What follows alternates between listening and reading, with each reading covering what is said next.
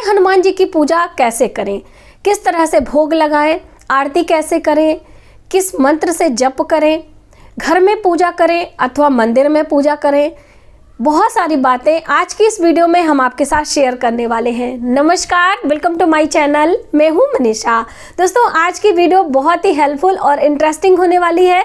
हम बात करेंगे हनुमान जयंती के बारे में, हम बात करने वाले हैं पूर्णिमा तिथि के बारे में, हम बात करने वाले हैं हनुमान जी की पूजा विधि के बारे में।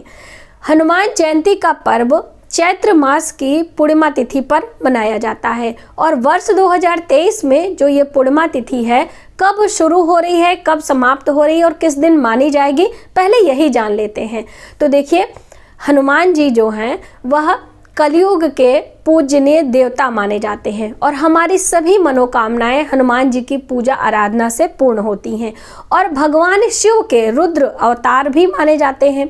इसलिए हनुमान जी की पूजा हम सभी कर सकते हैं। आप में से बहुत सारी बहनों का कमेंट था कि क्या महिलाएं पूजा कर सकती हैं, तो बिल्कुल आप हनुमान जी की पूजा उपासना कर सकती हैं और अपनी मनोकामनाएं पूर्ण भी करा सकती हैं हनुमान जी को प्रसन्न करके। आगे हम पूजा विधि बताएंगे। पहले पूर्णिमा तिथि की शुरुआत कब हो रही है और कब होगी समाप्त, ये जान लीजिए। तो देखिए, 5 अप्रैल दिन बुधवार को पूर्णिमा तिथि शुरू हो रही है सुबह 9:20 से और पूर्णिमा तिथि समाप्त कब हो रही है? 6 अप्रैल दिन गुरुवार को सुबह सवेरे 10:51 पर। अब व्रत वाली पूर्णिमा हमेशा आपको पता है, जो लोग रेगुलर हर पूर्णिमा का व्रत करते हैं, पहले दिन की पूर्णिमा को व्रत के लिए चयन किया जाता है, क्योंकि जैसे कि पूर्णिमा तिथि पर हम भगवान सत्यनारायण की पूजा करते हैं, भगवान शिव की पूजा करते हैं, माता लक्ष्मी की पूजा करते हैं, क्योंकि इस दिन जो पूर्णिमा के दिन जो चंद्र देवता होते हैं वह अपनी 16 कलाओं से पूर्ण होते हैं और जब रात्रि में चंद्र उदय होता है तो वो 16 कलाओं से परिपूर्ण होता है। उसी चंद्र का पूजन करने का विधान बताया गया है।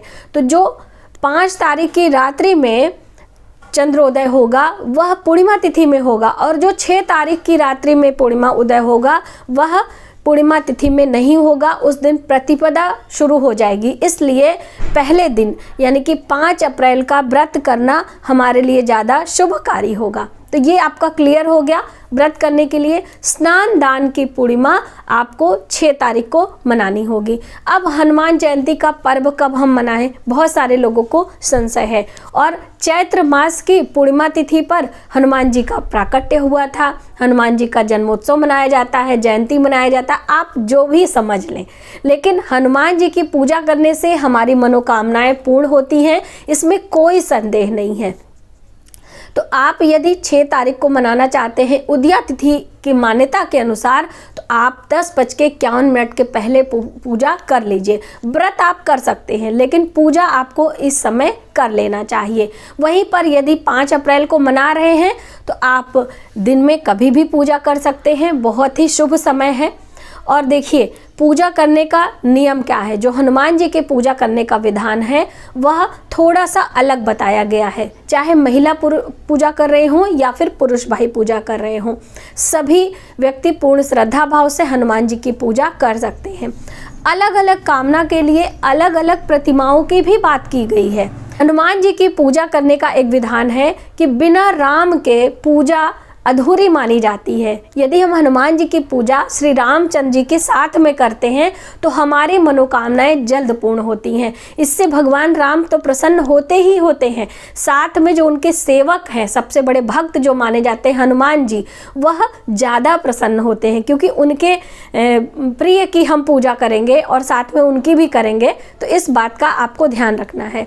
अब अलग अलग मनोकामना की बात जैसे मैंने की, तो यदि आप किसी बीमारी से ग्रसित हैं तो हनुमान जी जो संजीवनी बूटी लिए, जो हाथ में पर्वत वाली चित्र है, ऐसी प्रतिमा की यदि आप पूजा करते हैं तो आपकी बीमारियां जल्द से जल्द दूर होती हैं, क्योंकि हनुमान जी ने लक्ष्मण जी के प्राण बचाए थे संजीवनी बूटी लाकर। तो इसलिए आप इस तरह की प्रतिमा का चयन जरूर करें। पूजा उपासना कैसे करनी है, तो देखिए यदि आप अपने घर में कर रहे हैं तो उस दिन हो सके तो व्रत रखें, सात्विक आहार लें, जल और फल पे आपको व्रत करना चाहिए, नमक का सेवन नहीं करना चाहिए। और उस दिन हमें कैसे पूजा आराधना करनी चाहिए, तो देखिए आप हो सके तो व्रत कर लें। यदि आप व्रत नहीं कर सकते हैं तो जब तक पूजा उपासना न कर ले तब तक आपको कुछ भी खाना पीना नहीं है। स्नान ध्यान कर लें, शुद्ध साफ वस्त्र पहन लें, हो सके तो लाल रंग के वस्त्र पहने, एक चौकी लगा दे, उस पे लाल रंग का आसन रखें। लाल पुष्पों का आसन भी आप रख सकते हैं, उसमें राम दरबार की प्रतिमा रख लें और हनुमान जी की भी प्रतिमा आप रख सकते हैं। इस तरह से करके लाल पुष्पों की माला लेकर हनुमान जी का श्रृंगार करें और लाल रंग का चंदन और सिंदूर जरूर चढ़ाएं।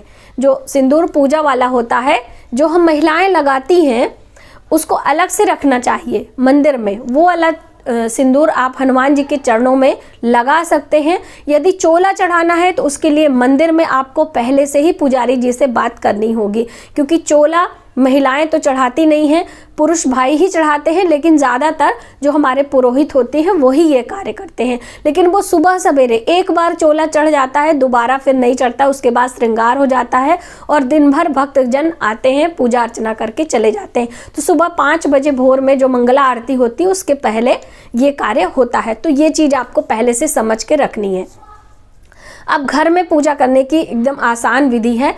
आप लाल कपड़ा बिछाकर भगवान जी की प्रतिमा रख दें, सामने चमेली के तेल का दीपक आप लगाएं। हो सके तो गाय का शुद्ध घी भी चलेगा, लेकिन चमेली का तेल ज़्यादा प्रिय है तो आप चमेली के तेल का दीपक लगा लें। अब देखिए हनुमान जी के लिए 9 मुखी दीपक की बात कही गई है। कोई विशेष मनोकामना हो तो 9 मुखी दीपक की बाती आपको लगानी चाहिए और उसमें चमेली का तेल या फिर तिल के तेल का इस्तेमाल करते हुए दीप प्रज्वलित कर लें और हनुमान जी की पूजा करें।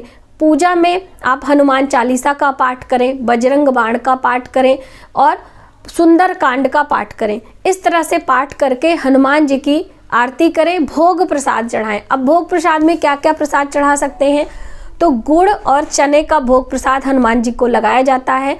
बूंदी का प्रसाद भी आप लगा सकते हैं, बूंदी का जो लड्डू होता है उसका भी प्रसाद आप ले सकते हो। तुलसी पत्र जरूर आप चढ़ाएं, तुलसी पत्र की जो माला होती है उसे भी आप लगाएं। तुलसी पत्र हनुमान जी के मस्तक पर लगाना चाहिए, ऐसी भी मान्यता है। तो आप तुलसी पत्र पहले से लेकर रखें और भोग प्रसाद में ये सारी चीज़ें अर्पित करें। साथ ही यदि आप अपनी मनोकामना पूर्ण कराना चाहते हैं किसी विशेष कामना के लिए, तो आपको पीपल के पत्ते पर 11 पीपल के पत्ते ले लें, उसे मौली के धागे से एक माले का आकार दे दें और उसके ऊपर राम राम शब्द उच्चारण लिखें, क्योंकि राम शब्द हनुमान जी को बहुत ही प्रिय है। और जो व्यक्ति राम राम का उच्चारण करता है हनुमान जी के सामने, वो हनुमान जी का प्रिय भक्त हो जाता है, यानी हनुमान जी की कृपा उसके ऊपर अधिक होती है, ऐसी मान्यता है। हनुमान जी रामचंद्र जी के सेवक माने जाते हैं, तो इसलिए आप ये कार्य ज़रूर करें। लेकिन जो आपका माला होगा, जो आपका ये पत्तों की माला आप चढ़ाएंगे, ये नाभि के नीचे नहीं होनी चाहिए, नाभि के ऊपर ही। जिस प्रतिमा पर आपको चढ़ानी है, मंदिर के प्रतिमा की बात हम कर रहे हैं, प्राण प्रतिष्ठित जो मंदिर हैं वहाँ पर ये कार्य आप करेंगे तभी आपकी कामनाएं पूर्ण होंगी। तो वहाँ पर आपको ये चीज़ें पहले से ध्यान देनी है और उसी तरह से माले को आपको वहाँ पे पहना के आना है। और लाल पुष्पों की माला भी आप पहना सकते हैं। अब हनुमान जी का जो मंत्र है वो बहुत ही सूक्ष्म मंत्र है, ओम हं हनुमते नमः। इस मंत्र से 108 बारी आप लाल चंदन की माला से तुलसी की माला भी इस्तेमाल आप कर सकते हैं, माला जप लें। हनुमान जी का जो हनुमान गायत्री मंत्र है वो भी अपने आप में बहुत ही अद्भुत होता है, तो ये भी मंत्र आप बोल सकते हो। मंत्र कौन सा है, ओम अंजनाय विद्महे वायुपुत्राय धीमहि तन्नो हनुमत प्रचोदयात्। ये मंत्र है हनुमान गायत्री का। ये मंत्र आप बोल सकते हो। आप गुड़ और काले तिल और घी मिलाकर आहुति भी दे सकते हो, जिसे हम लोग अगियारी बोलते हैं। ऐसा भी आप कर सकते हो अपने घर में ही, और घी का दीपक लगाकर आरती कर लें, थोड़े से कपूर डाल लें, हनुमान जी की आरती आप करें अपने घर में। फिर उस भोग प्रसाद को आपको बच्चों में वितरण करना चाहिए, परिवार में वितरण करना चाहिए। इस तरह से यदि आप पूर्ण श्रद्धा भाव से हनुमान जी की पूजा अर्चना करते हुए उनके मंत्रों का जप करते हैं तो आपकी मनोकामनाएं जरूर पूर्ण होंगी। और संध्या के समय आपको हनुमान जी के मंदिर जाना चाहिए।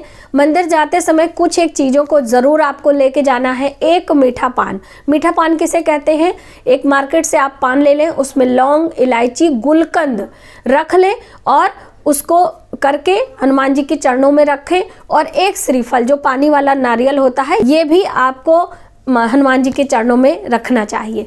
ऐसा करने से आपकी मनोकामनाएं जरूर पूर्ण होती हैं। और आते समय आपको हनुमान जी के चरणों का सिंदूर जरूर लेकर आना चाहिए। अपने घर के सभी शुभ चीज़ों पर हनुमान जी के ये चरणों का जो सिंदूर होता है तिलक करना चाहिए। अपने बच्चों के मस्तक पर ये लगाना चाहिए और इसे सहेज कर रखना भी चाहिए। आप जब भी मंदिर जाते हैं तो पुजारी जी से आप उनके चरणों का सिंदूर मांग सकते हैं। ऐसा करने से आपकी मनोकामनाएं पूर्ण होती हैं। हनुमान जी भगवान शिव के ही रुद्र अवतार माने जाते हैं। ऐसी मान्यता है कलयुग में हनुमान जी की पूजा उपासना करने से हमारी कामनाएं जल्द पूर्ण होती हैं। तो आपने जाना कि हनुमान जयंती पर या कभी भी आपको हनुमान जी की पूजा करनी है तो आप इस विधि से कर सकते हैं। मैंने प्रैक्टिकली पूजा करके आपको बताई है और किस प्रतिमा से कौन सी मनोकामनाएं पूर्ण होती हैं ये भी मैंने आपको डिटेल में जानकारी दी है। लिंक हम डिस्क्रिप्शन बॉक्स में दे देंगे, आप वहां से वो वीडियो देख सकते हैं और पूजा अर्चना कर सकते हैं। आज की वीडियो में बस इतना ही। यदि हमारी जानकारी आपको थोड़ी सी भी हेल्पफुल लगे तो प्लीज़ हमारी वीडियो को लाइक करें, शेयर करें, सब्सक्राइब जरूर करें न्यू वीडियोस के लिए। मिलते हैं एक नई जानकारी के साथ तब तक आप अपना ख्याल रखें। जय सिया राम।